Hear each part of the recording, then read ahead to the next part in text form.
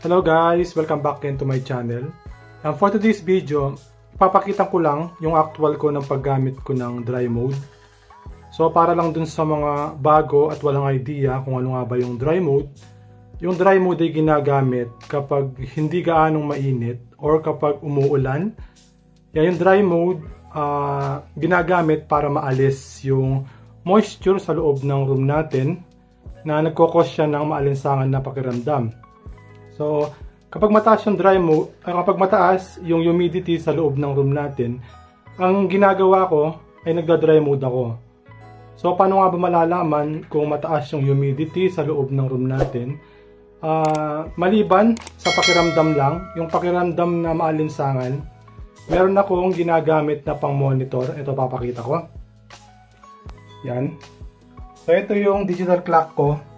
Meron siyang room temperature. Tsaka meron siyang humidity kung ilan percent. So 83% yung humidity sa loob ng room ko. At mataas yan. Ang sabi yung ideal na humidity sa indoor ay 40% to 60%. So pwede din daw na 40% to 60% basta wag lang siyang lalampas ng 60%. So ngayon ipapakita ko yung paggamit ko ng dry mode para dun sa mga walang idea. Yan yung aircon ko. Yung aircon ko nga pala ay Kulin Quad Series para dun sa mga bago. 1 horsepower. Tapos yung room ko ay nasa 11 to 12 square meter. Okay? So ngayon sasaksak ko na. Tapos papakita ko kung gaano kabilis mapababa yung humidity sa loob ng room ko. Yan. Ito saksak na natin.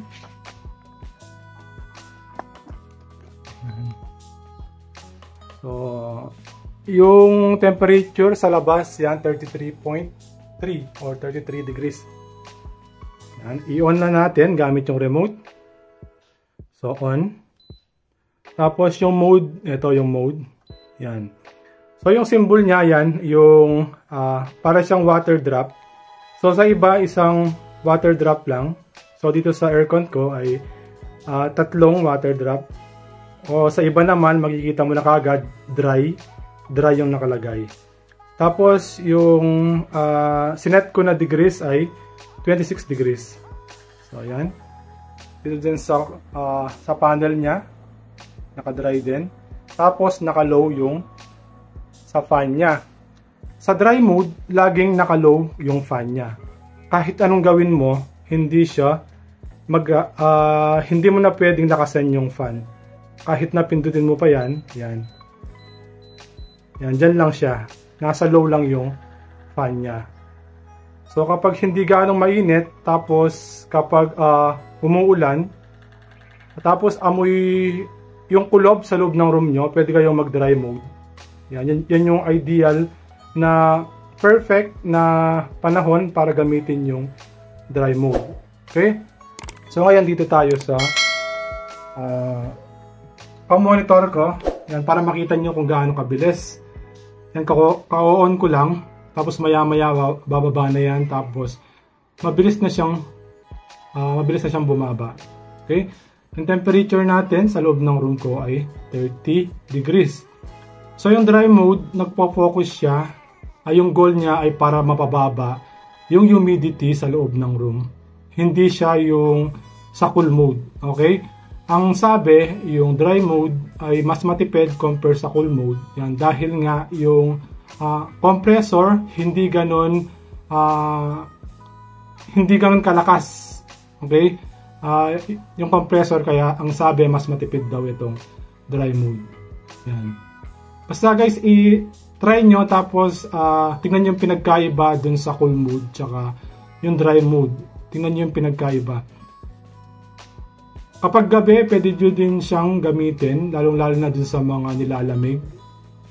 Sa gabi kasi hindi naman ganun kalamig o kainit, kainit, pwede mo siyang gamitin. So, hindi siya advisable na gamitin sa summer dahil nga sobrang init. Natatalo kapag naka-dry mode ka. So, yan, ginagamit lang to para sa tag-ulan, hindi gaanong mainit. Tapos, yan, yung kapag mataas yung humidity. So yan, bumaba na siya ng 1%. hindi ko na ikakat itong video na to para makita nyo talaga kung gaano kabilis mapababa yung humidity sa loob ng room. Okay, panoorin nyo lang guys. Nasa 82 na, tapos bababa na yan. 81 na, tapos tuloy-tuloy na yan. Mabilis lang, lalo na kapag tama yung horsepower ng aircon nyo sa room nyo. Kaya lagi kong ina-advise yan, o lagi kong pinapaalala sa mga subscribers ko o mga nanonood ng mga videos ko, na kailangan talaga yung mabibili nyo na aircon ay tama. Yung horsepower dyan sa room nyo. Okay? Mag-search na lang kayo dun sa mga bibili pa lang ng aircon kung ano yung tamang horsepower dyan sa room nyo. Yan. O kaya tanong nyo dun sa mga seller. Pero maganda talaga na mag-research kayo kasi meron pang kailangan i-consider dyan, yung mga heat load, yan, kung ilang kayo sa room, kung naka-direct sunlight ba yan. Yan. Okay? Yan guys, bumaba pa na ng isa. Yan.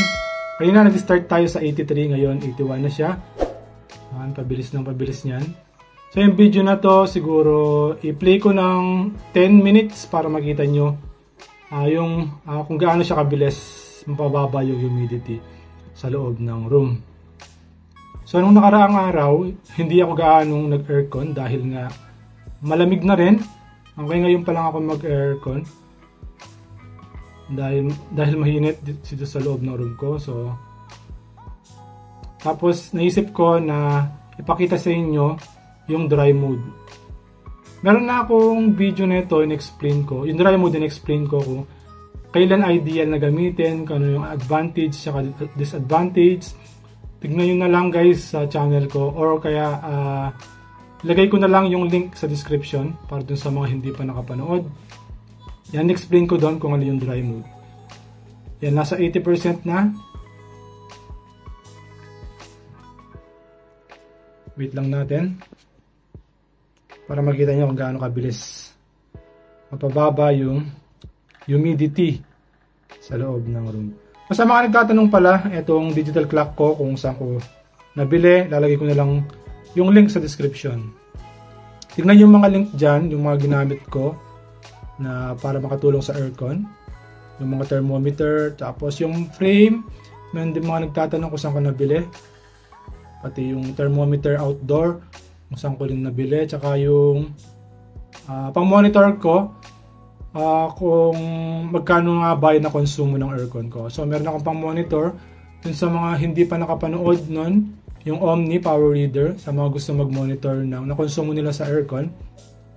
Yan, merong ginagamit. So meron din akong nire-recommend yung plug para ma-monitor nyo yung konsumo nyo sa aircon. So yan, nasa 79% na. Basta tandaan nyo lang guys, nag-start tayo sa 83%. Yan, nasa 8 minutes na itong video natin.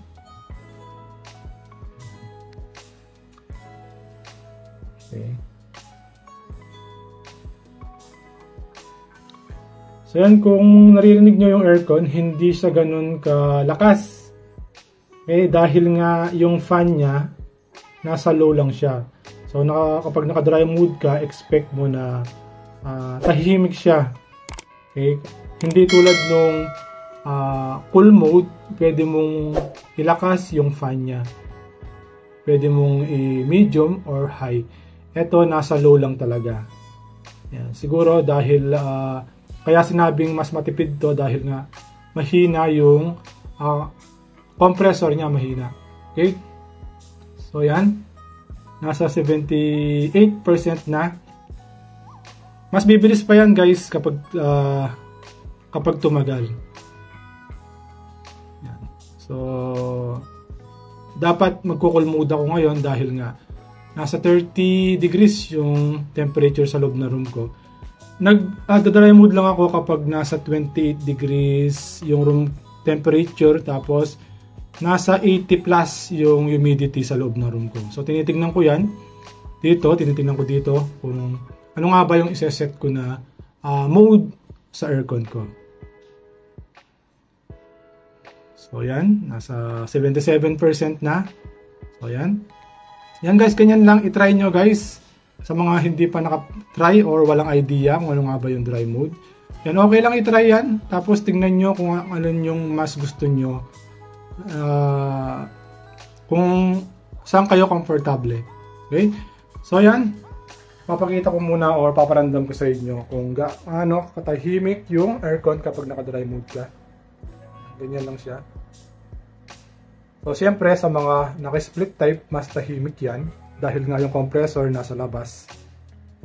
So yan guys, siguro hanggang dito na lang. 10 minutes na tong video na to. Yan, nasa 76% na siya. Ang bilis lang.